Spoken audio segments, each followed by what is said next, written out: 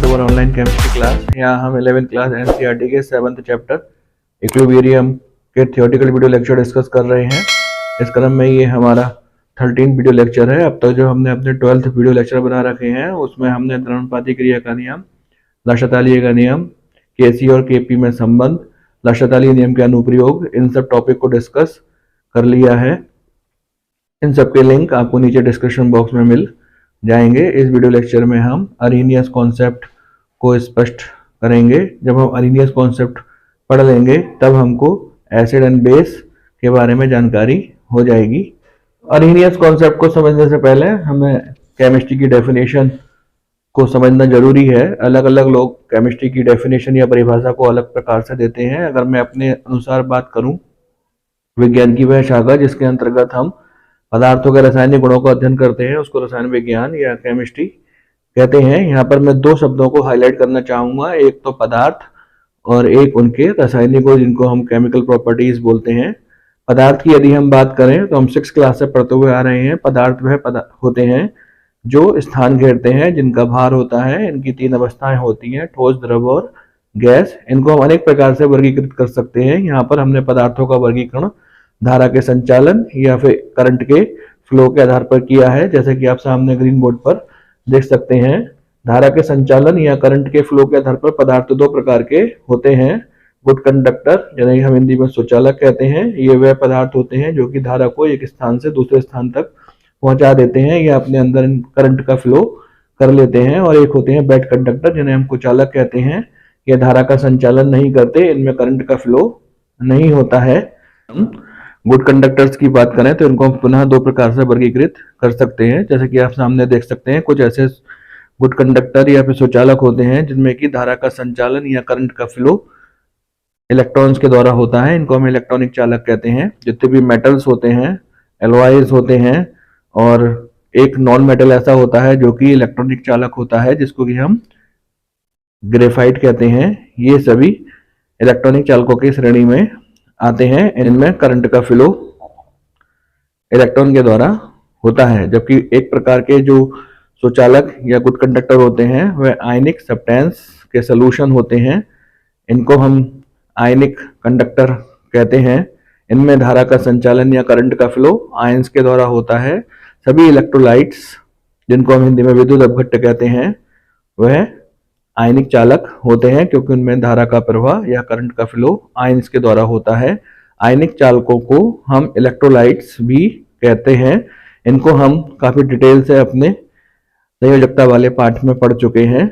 आयनिक चालक वह होते हैं जिनमें कि इलेक्ट्रॉन का ट्रांसफर होता है और जब हम इनको जल में डालते हैं तो ये धन आयन में अर्थात कैटायन में और ऋण आयन में अर्थात एनायन में टूट जाते हैं। यदि हम बैड कंडक्टर्स की बात करें तो बैड कंडक्टर्स भी 2 प्रकार के होते हैं, नॉन मेटल्स क्योंकि इनमें धारा का संचालन नहीं होता है, और नॉन इलेक्ट्रोलाइट्स जैसे कि अल्कोहल, शुगर और यूरिया आदि के सॉल्यूशंस, ये बैड कंडक्टर ऑफ इलेक्ट्रिसिटी होते हैं। तो अब तक हमने ये जाना कि धारा के संचालन के आधार पर या इलेक्ट्रॉन के फ्लो के आधार पर सब्सटेंस 2 प्रकार के होते हैं, गुड कंडक्टर ऑफ इलेक्ट्रिसिटी जिनको हम सुचालक कहते हैं, और बैड कंडक्टर ऑफ इलेक्ट्रिसिटी जिनको हम कुचालक कहते हैं। तो यहाँ पर जो हमारे इलेक्ट्रॉनिक कंडक्टर हैं जिनको कि हम गुड कंडक्टर ऑफ इलेक्ट्रिसिटी में पढ़ते हैं, जिसके अंतर्गत सभी प्रकार की धातुएं और सभी प्रकार के मिश्र धातुएं आती हैं, और एक नॉन मेटल जो कि ग्रेफाइट है वह भी धारा का सुचालक है। इनमें इलेक्ट्रॉन के द्वारा धारा का संचालन होता है। इन सब की स्टडी हम फिजिक्स में करते हैं क्योंकि जब इलेक्ट्रॉनों के द्वारा धारा का संचालन होता है तो कोई भी रासायनिक परिवर्तन नहीं होता, केवल भौतिक परिवर्तन ही होता है। यहाँ पर हम सुचालक अर्थात गुड कंडक्टर ऑफ इलेक्ट्रिसिटी में आयनिक कंडक्टर्स पढ़ेंगे। आयनिक कंडक्टर्स वह होते हैं जो जल में डालने पर आयनों में टूट जाते हैं। इनका एक हिस्सा धनायन होता है और एक हिस्सा इनका ऋणायन होता है, जिनको क्रमशः कैटायन और एनायन कहते हैं। जब आयनिक कंडक्टर्स में हम करंट का फ्लो करते हैं या धारा का संचालन करते हैं तो कुछ केमिकल चेंजेस देखने को मिलते हैं। इसी कारण यहाँ पर हम अरेनियस कॉन्सेप्ट के अंदर आयनिक कंडक्टर्स का स्टडी करेंगे और हम इनको यहाँ पर विद्युत अपघट्य या फिर इलेक्ट्रोलाइट्स बोलेंगे। एक बार मैं फिर से रिपीट कर देता हूँ, आयनिक चालक आयनिक कंडक्टर, विद्युत अपघट्ट, इलेक्ट्रोलाइट्स, ये सब एक ही पदार्थ के भिन्न भिन्न नाम हैं। तो कहीं पर हम इनको आयनिक चालक बोलेंगे, कहीं पर हम इनको विद्युत अपघट्ट बोलेंगे, कहीं पर हम इलेक्ट्रोलाइट्स बोलेंगे, कहीं पर इनको हम आयनिक कंडक्टर्स बोलेंगे। आप इनसे कंफ्यूज ना होइएगा। आइए अर्हीनियस कॉन्सेप्ट की स्टडी करते हैं। अर्हीनियस कॉन्सेप्ट को समझने के लिए जितनी जरूरी टर्म्स थी वो हमने सब डिस्कस कर ली हैं, जैसे कि यहाँ सामने ग्रीन बोर्ड पर देख सकते हैं। स्वीडिश वैज्ञानिक अर्हीनियस ने 1887 में ये सिद्धांत दिया। इस सिद्धांत के अनुसार जब विद्युत अपघट्य को जल में या क्षीण ध्रुवीय विलायकों जैसे कि NH3C2H5OH में विलीन करते हैं तो उनके अणु धन आयन में और ऋण आयन में वियोजित हो जाते हैं। इस प्रकार वियोजन को हम आयनन कहते हैं। आयन को स्पष्ट करने के लिए यहाँ पे हमने दो इक्वेशन लिख रखी है। NaCl इजिकल टू, तीर के ऊपर हमने जल लिख रखा है, Na प्लस Cl आयन, और दूसरी इक्वेशन में NaCl एक्वस। इस प्रकार से भी NaCl धन आयन में और ऋण आयन में टूट रहा है। वह आयन जिस पर धन आवेश है उसको हम धन आयन या कैटायन कहते हैं, और वह जिस पर की ऋण आवेश है उसको हम ऋण आयन या एनायन कहते हैं। दोनों ही इक्वेशन में थोड़ा सा डिफरेंस है, आप यहाँ पर ही अपने कॉन्सेप्ट को क्लियर कीजिएगा।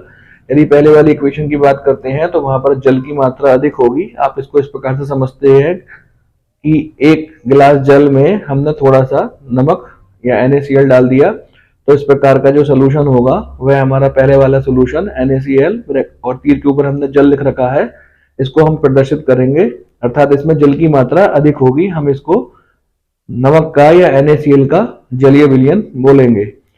नीचे वाली इक्वेशन में NaCl अधिक मात्रा में है और जल कम मात्रा में है, इसको NaCl एक्वस के रूप में प्रदर्शित किया जाता है, और इस प्रकार से भी NaCl धन आयन में और ऋण आयन में टूट जाता है।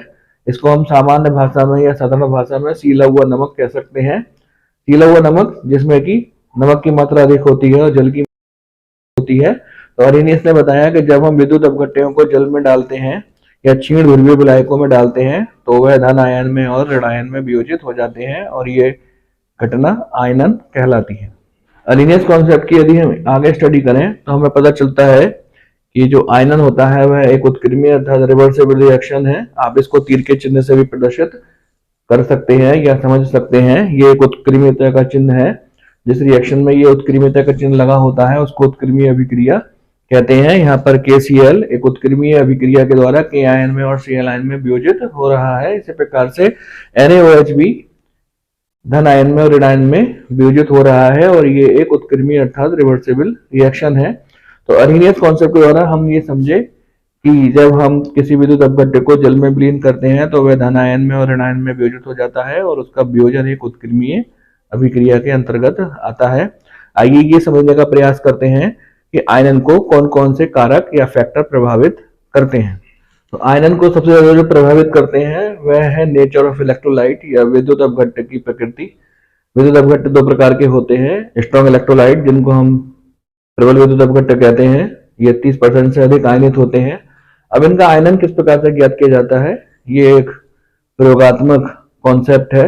हम प्रयोग के द्वारा विद्युत अपघट्यों के आयनन को ज्ञात कर सकते हैं। तो हम कह सकते हैं कि वह विद्युत अपघट्य जो 30% से अधिक आयनित होते हैं वह प्रबल विद्युत अपघट्य कहलाते हैं। इस श्रेणी के अंदर HCl, HNO3, H2SO4, NaOH, KOH, NH4Cl ये विद्युत अपघट्य आते हैं। दूसरे जो विद्युत अपघट्य होते हैं वह है दुर्बल विद्युत अपघट्य जिनको हम वीक इलेक्ट्रोलाइट्स कहते हैं, जो जल में 30% से कम आयनित होते हैं। इसके अंतर्गत CH3COOH, H2S, NH4OH, CH3COO, Na ये विद्युत अपघट्य आते हैं। और भी विद्युत अपघट्य हो सकते हैं। इस चैप्टर को पढ़ने के लिए जो आवश्यक विद्युत अपघट्य थे वो हमने यहाँ पर लिखे हैं।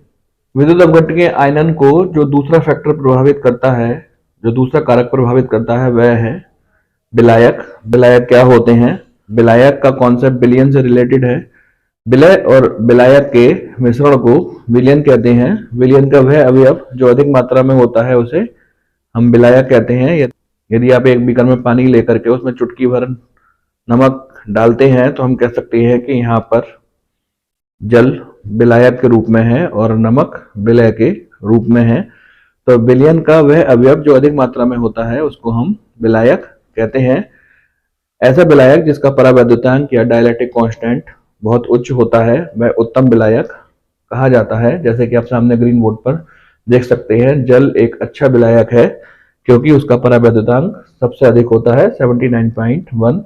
कुछ और अच्छे विलायक मेथिल अल्कोहल और एथिल अल्कोहल के परावैद्युतांक सामने लिखे हुए हैं। यदि आप कूलाम का नियम जानते होंगे, जो कि आपने फिजिक्स में पढ़ा है, कि दो आवेशों के बीच लगने वाला जो बल होता है 1/4πε0 के Q1 Q2 upon R square. तो यहाँ पर ये जो K है इसको हम परावैद्युतांक या डायलेक्ट्रिक कांस्टेंट कहते हैं। ये दोनों आवेशों के बीच लगने वाले बल के व्युत्क्रमानुपाती होता है। यदि दोनों आवेश विपरीत प्रकार के हैं, एक पॉजिटिव है और एक नेगेटिव है, तो K का मान यदि अधिक होगा तो उनके बीच लगने वाले आकर्षण बल को वह न्यूनतम कर देगा और धन आयन अलग चला जाएगा और ऋण आयन अलग चला जाएगा। इसी घटना को हम आयनन कहते हैं। तो दूसरा फैक्टर जो कि आयनन को प्रभावित करता है वह विलायक की प्रकृति है, और ऐसे विलायक जिनके परावैद्युतांक या डायलेक्ट्रिक कांस्टेंट उच्च होते हैं वह अच्छे विलायक माने जाते हैं। दो अन्य कारक जो कि आयनन को प्रभावित करते हैं वह है ताप की वृद्धि। यदि हम ताप में वृद्धि कर देते हैं तो आयनन की मात्रा बढ़ जाती है। और एक और कारक है जो है सामान्य प्रभाव, जिसे कॉमन आयन इफेक्ट कहते हैं। ये क्या होता है इसको हम अपने इसी चैप्टर के आगे के वीडियो लेक्चर में डिस्कस करेंगे। तो आयनन को प्रभावित करने वाले जो 4 कारक हैं, पहला विद्युत अपघट्ट की प्रकृति, दूसरा विलायक की प्रकृति, तीसरा ताप वृद्धि और चौथा सामान्य प्रभाव। ये हमारी समझ में आ गए होंगे। इन कारकों को समझने के उपरांत ही हम अरेनियस के कॉन्सेप्ट को पूर्ण रूप से समझ पाते हैं। यदि आपको कोई कठिनाई है तो आप एक बार फिर से रिवाइज करके इस वीडियो को जरूर देखिएगा। आइए वियोजन और आयनन में अंतर समझते हैं। वियोजन जिसे अंग्रेजी में हम डिसोसिएशन कहते हैं और आयनन जिसे अंग्रेजी में हम आयोनाइजेशन कहते हैं। सामने जो डेफिनेशन लिखी हुई है इसको पढ़कर आप आयनन और वियोजन में अंतर समझ जाएंगे। पहले हम वियोजन की बात करते हैं। जब एक आयनिक पदार्थ जिसमें कि पहले से ही धन आयन और ऋण आयन होते हैं और उसको जल में डाला जाता है या घोला जाता है और वह धन आयन और ऋण आयन में वियोजित हो जाता है, तो इसको हम वियोजन कहते हैं। जबकि आयनन के अंतर्गत एक उदासीन पदार्थ जिसमें पहले से धन आयन और ऋण आयन नहीं होते हैं को जल में डाला जाता है और वे धन आयन और ऋण आयन में आयनित हो जाए, तो इस घटना को हम आयनन कहते हैं। इसको आप एग्जाम्पल के द्वारा भी समझ सकते हैं, जैसे कि NaCl, यहाँ पर धन आयन के रूप में Na आयन और ऋण आयन के रूप में Cl आयन है। और जब हम इसको जल में डालते हैं तो जल चूंकि इसका परावैद्युतांक या डायलेक्ट्रिक कांस्टेंट ज्यादा होता है, वो इनके बीच लगने वाले फोर्स ऑफ अट्रैक्शन को कम कर देता है और धन आयन अलग चला जाता है, ऋण आयन अलग चला जाता है। इसको हम वियोजन कहते हैं। जबकि यहाँ पर HCl ये एक उदासीन पदार्थ है, यहाँ पर ना तो कोई धन आयन है और ना ही कोई ऋण आयन है। जब हम इसको जल में घोलते हैं तो धन आयन के रूप में हमको H आयन प्राप्त होता है और ऋण आयन के रूप में हमको Cl आयन प्राप्त होता है, तो इस घटना को आयनन कहते हैं। इस प्रकार ये वीडियो लेक्चर यहाँ पर कंप्लीट होता है। यदि आपको इस वीडियो लेक्चर से संबंधित कुछ कठिनाई है तो आप उसको कमेंट बॉक्स में या फिर व्हाट्सएप ग्रुप में पूछ सकते हैं। अब जब हम अपने नेक्स्ट वीडियो लेक्चर में मिलेंगे तो वहां पर ओस्टल का तन्यता सिद्धांत या ओस्टवाल्ड डाइल्यूशन लॉ को समझेंगे।